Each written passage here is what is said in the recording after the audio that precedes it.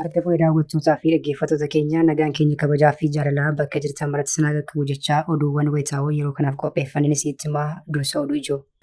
Irree fi gaachanni saba Oromoo waraanni bilisummaa Oromoo lola jabaa loltoota faashistii Abiyyi kan barcuma aangoo nama dhuunfaa tiksuuf bobbaatee gidduutti taasifamuun ifoome. Irree fi gaachanni saba Oromoo waraanni bilisummaa Oromoo ajajaa tokko dabalatee loltoota faashistii Abiyyi kana haleeluudhaan injifannoo culluqaa galmeesseera. Miseensonni raayyaa ittisaa impaayirtii ammoo wobboota harka kennachuu itti fufaniiru jedhame. Bal'inaan kan isin biraan geenyu ta'a. Mootummaan aangoo naa kennuu dide malee silaa wobboon balleessaa jechuun atileet Faayisaa Leellisaa dhaadachuun dhagahame. Dubbii safuu fi duudhaa Oromoo hin eegnee fi qabsaa'ota Oromoo xiqqeessu dubbachuun kan beekamu atileetiin kun kaleessas waan wal faallessu hedduu dubbateera. Bal'inaan oduu keenya keessatti kan balballoomsinu ta'a. Namoota dhuunfaatii hanga abbootii amantiitti dibbee faaruu bilxiginnaa fi duree sirnichaaf reebuun itti fufe. Kunis kanaan jiru hojii gaggeessaa olaanaan Bataskaana Ortoodooksii Tawaahidoo muummicha ministeeraaf ni kadhannaa jechuun ijoo dubbii ta'e. Bal'inaan kan dhageessan ta'a. Jiilaa pirezidaantii bulchiinsaa yeroo naannoo Tigraay Jeneraal Taaddasee Waradaa wajjin gara Finfinnee dhaqan muummichi ministeeraa osoo hin haasofsiisin hafan. Kaaba impaayirtiitti muddamni jabaachuun waraanni marsaa biraa eegaluu danda'a jechuun TPLF akeekkachiise. Eenyuufaa muummichi ministeeraa dubbisuu akka didanii fi maaltu akka haasa'ame isin biraan geenya. Pirezidaantiin Ameerikaa Doonaald Tiraamp torban darbee Yuunivarsiitii Biraawun keessatti dhukaasa banameen namoonni 2 ajjeefamuu hordofee lootarii kaardii magariisaa Ameerikaa yookiin DV1 addaan kutaniiru. Shakkamaan haleellaa sana raawwachuun shakkamee bara 2017 sagantaa lootarii DV injifachuun kaardii magariisa nama kennameef ture jedhame. Kanas bal'inaan kan isin biraan geenyu ta'a. Toora YouTube chaanalii kanaa sabiskiraayib, laayik, sheer taasisaa jechaan gara oduu bal'inaan qindeeffanneetti isin dabarsa. Irree fi gaachanni saba Oromoo waraanni bilisummaa Oromoo lola jabaa loltoota faashistii Abiyyi kan barcuma aangoo nama dhuunfaa tiksuuf bobbaatee gidduutti taasifamuun ifoome. Irree fi gaachanni saba Oromoo waraanni bilisummaa Oromoo ajajaa tokko dabalatee loltoota faashistii Abiyyi kana haleeluudhaan injifannoo culluqaa galmeesseera. Gama biraan miseensonni raayyaa ittisaa impaayirtii ammoo wobboota harka kennachuu itti fufaniiru jedhame.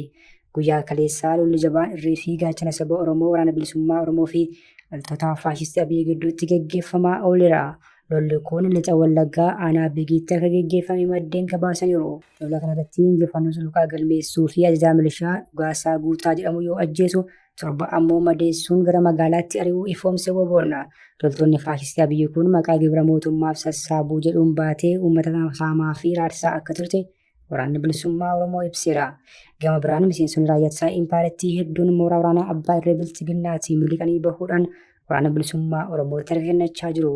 Qawwee sirnichaa baachuun saba isaaniitti dhokaasaa turuu kan gaabban miseensonni raayyaa ittisaa impaayirtii duraanii kunneen amma wobbootti harka kennachuu itti fufaniiru. Guyyaa kaleessaas godina Qeellam Wallaggaa aanaa Anfilloo bulchiinsa magaalaa Muggii irraa miseensi raayyaa ittisaa impaayirtii tokko qawwee AKM 2 qabatee mooraa diinaatiin miliquun waraana bilisummaa Oromoo zoon lixaatti harka kennateera jedhame.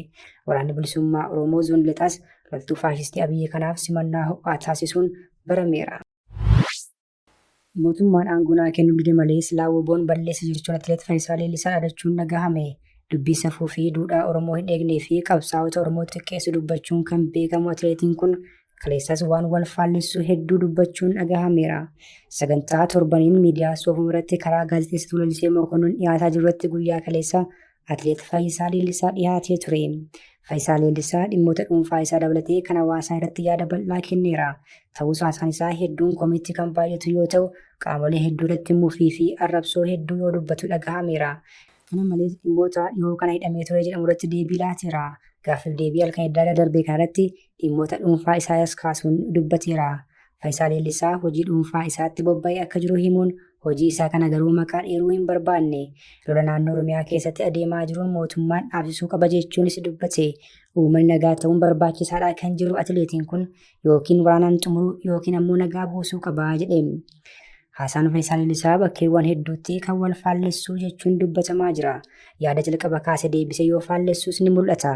Faayisaan jalqabatti humni woboo akka sodaata ta'etti eere. Haadha isaa qabuu deemanii obboleessa isaa quxisuu qofa sodaatanii deebi'uus hima. Qabbichaa gara dhumaa irratti ammoo dubbii kana faallessu dubbata. Riphee lolaa 50 dhiisitii tokkoyyuu taa'uu fi ka'uu nama dhorkaa nama rakkisaa jedhe. Kana malees baadiyyaa jiraachuu hin danda'u utuun baadiyyaan jiraadha jedhe halkanatti dhufanii hirriba dhorkuu jechuun ammoo jabina isaanii dubbate. Kanaaf dubbiin dhiyeesse hunduu wal dhahaa fi wal borchaa akkasumas duraa duuba kan hin qabne jedhame. Gaaffii deebii halkan idaa darbe keessatti Faayisaan nama akkamii akka ta'e hubachiisuu yaaleera. Nama hubannaan baay'ee isaafu kan rakkoo waa xiinxaluu isa mudate akka ta'etu gabaafamaa jira. Haasaa isaatiin qaama hunda ofitti mufachiisuu hin oollee kanneen jedhan jiru. Garee sanyii Nagaasaa fa'aa kanneen dhiyoo kana galan waan saammatanii erga duroomanii booda galanii jechuunis qeeqee. Akka Faayisaan jedhutti humni karaa nagaa mootummaa erga kennate qarshii saammatee rikoofatee booda jedhe. Jechuun amma fakkeenya warra galee kana walitti na buusuudhaaf deemu kee odoon ta'in amma isaan dhiifama walii goonee galaniiru. Thank you jennee galatan siniif galan waan maatii keessan dhageessan waan warra keessan dhageessan. Nuti kun of Finfinnee jala maal godhanna. Ni waan baadiyyaa deemeen facaafadhu minaan asuma jiraadha. Garuu isa atu kanaan attuu yoo attuudhaan jedhiini manum furmaan dhufu jiru. Nama sa arrabsee miti waanuma mormii inni kun sirrii miti kun sirrii miti akka jedhuuti. Malee namaan immoo isa kun akka sammuu nama mootummaan nama hidhaasan namaan jechaan jiru. Suma dhugaa dubbiin kun akkasitti hin ta'u.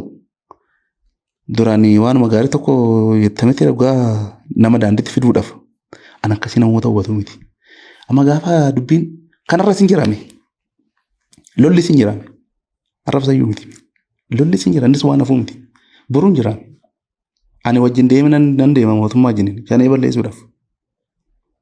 Shanii balleessuun yeroo baay'een isaan gaafa dheedan. Naa kennaa bakka wayii akkan hoogganu. Leenjii waraanaa qabda? Oromiyaa keessaa yeroo ammaa rakkinni hamaan jiraachuu kan dubbate Faayisaan qe'een Oromoo sababa waraanaa hiyyummaa hamaa keessa akka jiru hime. Kun ammoo faallaa yaada paartii inni deeggaruu akka ta'etu hubatama. Mootummaa inni deeggaruu biyyi badhaatetti jedhee yoo dubbatus Faayisaan ammoo rakkinni uummataa gadachuu isaa hime. Hawaasni harkaa waan nyaatu dhabuurra gaheeraa jedhe. Qotuu faramachuus akka hin dandeenye hime. Rakkinni kun xumura argachuu qabaa kan jedhe Faayisaan rakkoo kana hammeessuu keessatti mootummaanis gahee olaanaa akka qabu eere. Dhaamsa inni qabu tokko mootummaaf dhaamsa qaba. Mootummaan kun biyya bulchaa jira. Uummanni keenya nagaa argachuu qaba. Nagaa argachuu qabna. Baadiyyaa keessa deemnee fira keessa ilaaluu barbaanna. Cidhas gaddas deemnee namni hunduu hirmaachuu qaba waan ta'eef nagaa barbaada. Namoota dhuunfaatii hanga abbootii amantaatti dibbee faaruu biltiginnaa fi duree sirnichaaf reebuun itti dhufe. Kunutu kanaan jiru hojii gaggeessaa olaanaan Bataskaana Ortoodooksii Tawaahidoo muummicha ministeeraaf ni kadhannaa jechuun ijoo dubbite. Amajjii bara 2014 akka lakkoofsa Habashaatti abbootii amantaatiif muudama phaaphaasummaa kennuun Sinodoosii Oromiyaa fi sabaa fi sab-lammootaa labsanii kan turan uummata miliyoonaan lakkaa'amutti abdii guddaa horanii kan turan boodarraa sossobbaa Daani'el Kibritii fi Abiyyiin aangoon guyyoofamanii qabsoo hafuuraa uummanni eegale bakkeetti gatanii kiiloo 5tti kan deebi'an Abuna Isaaroos sibbana akkuma warra kaanii dibbee faaruu biltiginnaaf reebaa jiraachuun dhagahame. Gorsaa muummicha ministeeraa fi abbaa Odudurii kan jedhamu Daaqoon Daani'el Kibritii wajjin gara Wanciitti kan imalle Abuna Isaaroos muummicha ministeeraa hojii dinqii fi boonsaa hojjechaa jira jechuun dhaadheessuun dhagahameera. Tuutni kun imala Wanciitti taasisaniin gadaamii qulqulluu Qiirqoos daawwataniiru.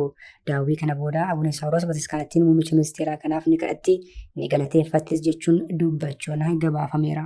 ክቡር ጠቅላይ ሚኒስትር ዶክተር አብይ አህመድ ወንጭን በመሳሰሉ ታላላቅ ሀገራዊ ፕሮጀክቶች ውስጥ ጥንታውያን ገዳማትና አድባራት ታድሰውና ታንጸው አገልግሎት መስጠት እንዲችሉ በማድረግ በታሪክ ውስጥ የሚዘከር ስራ እየሰሩ በመሆኑ ቤተክርስቲያን ዘወትር በጸሎቷ ታስባቸዋለች ምስጋናዋንም ታቀርባለች ብለዋል።